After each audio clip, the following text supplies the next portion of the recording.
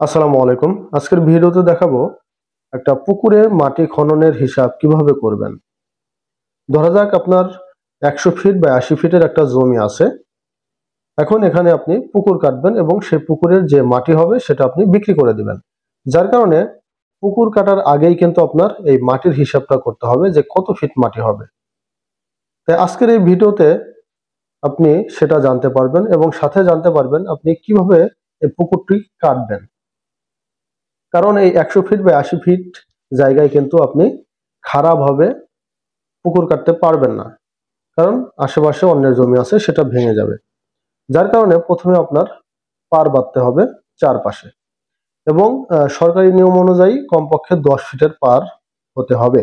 অর্থাৎ এখান থেকে এটুকু হচ্ছে 10 ফিট, এখান থেকে এটুকু 10 ফিট, এখান থেকে এটুকু 10 ফিট এবং এখান থেকে এটুকু 10 ফিট, চারপাশে 10 ফিটের পার। তাহলে আপনার এই পার বাদে কতটুকু জমি রইলো দেখুন, এই পাশে 10 ফিট চলে গেল, এই পাশে 10 ফিট, টোটাল 20 ফিট চলে গেলে এদিকে থাকলো কত, 80 ফিট। এবং এখান থেকেও দেখুন 10 আর 10 20 ফিট চলে গেলে এখানে রইলো কত, 80 ফিট বিয়োগ 20 ফিট, 60 ফিট। এটা হচ্ছে পাড়ের ভিতরের দৈর্ঘ্য, এটা হচ্ছে পাড়ের ভিতরের প্রস্থ। এখন আপনি এই 80 ফিট বা 60 ফিটেও কিন্তু খারাপভাবে পুকুর কাটতে পারবেন না। একটা স্লোপ দিয়ে এরপর হচ্ছে মাটি কাটতে হবে। এখন সরকারি নিয়ম অনুযায়ী কমপক্ষে 45 ডিগ্রি অ্যাঙ্গেলে এই স্লোপটি করতে হবে, বা আমরা 1:1 ধরে নেই। যদি আমি এভাবে দেখাই জ্যামিতিক আকারে, এই আপনার পুকুরের গভীরতা যদি 1 ফিট হয়, তাহলে উপর থেকে তলায় গিয়ে 1 ফিট কম করতে হবে, দূরে গিয়ে এভাবে স্লোপ মেনটেন করতে হবে। আর যদি 5 ফিট হয় হাইট, তাহলে এখানেও এই অংশ থেকে 5 ফিট পরে গিয়ে এই স্লোপ করতে হবে।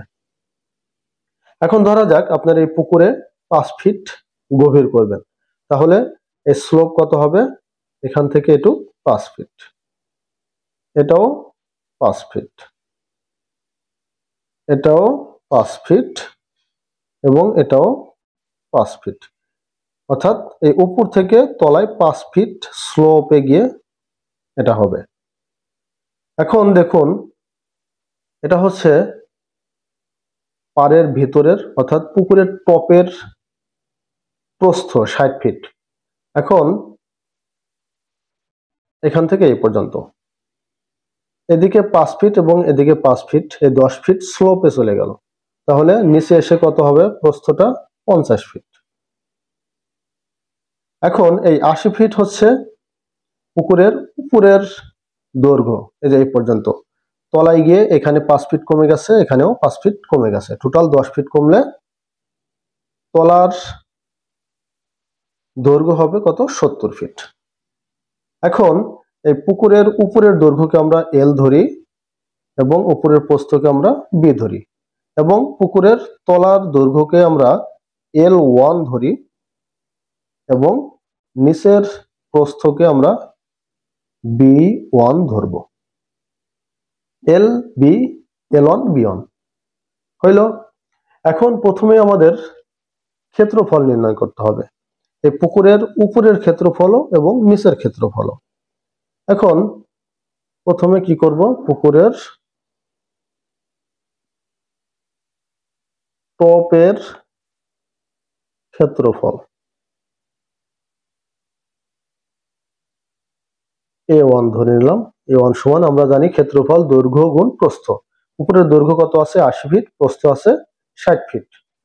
তাহলে কি করব, 80 ফিট গুণ 60 ফিট, টোটাল 6টা 4800 এত স্কয়ার ফিট SFT। এবং এই তলার ক্ষেত্রফলটা কত হবে, A2 ধরে নেই। একইভাবে দৈর্ঘ্য গুণ প্রস্থ, তলার দৈর্ঘ্য কত, 70 ফিট, প্রস্থ 20 ফিট, তাহলে 70 গুণ 50, টোটাল 3500 স্কয়ার ফিট।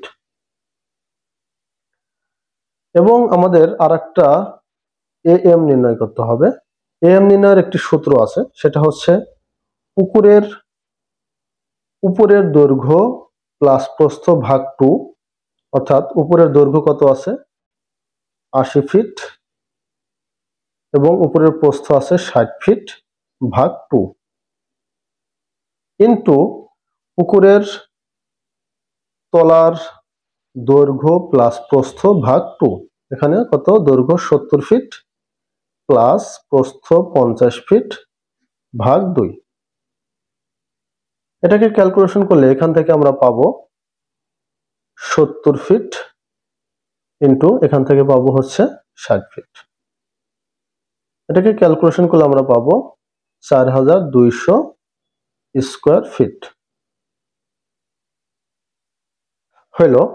এখন আমাদের কি করতে হবে, আয়তন নির্ণয় করতে হবে। আয়তনই হচ্ছে আমরা কত ফিট মাটি পেলাম। এখানে আয়তন নির্ণয়ের একটি সূত্র আছে, সেটা হচ্ছে ডি ভাগ 6 into A1 plus A2 plus 4AM, এটা হচ্ছে সূত্র।